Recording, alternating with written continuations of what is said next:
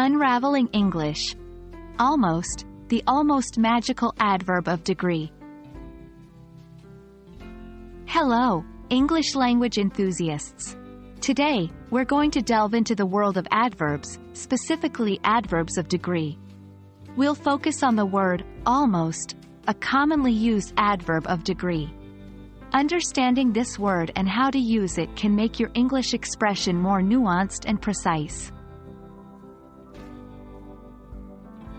The adverb almost expresses the idea that something is not completely done or is not quite the case. It describes something that is nearly but not completely the case.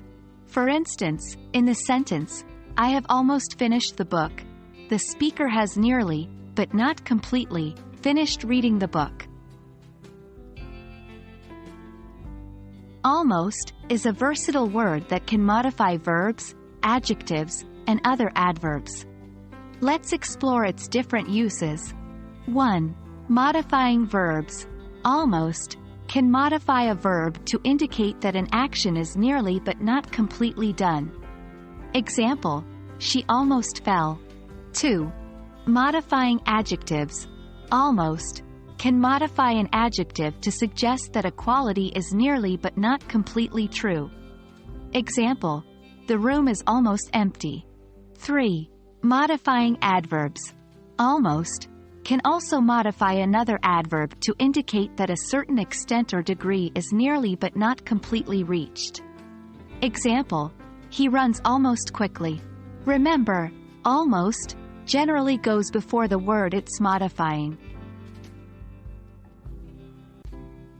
While almost is typically placed before the word it modifies, there are a few exceptions. For example, with the verb to be, almost can go after the verb. Example, I am almost ready. Also, be careful when using almost with negatives. Saying, I almost don't want to go, is not the same as saying, I don't almost want to go.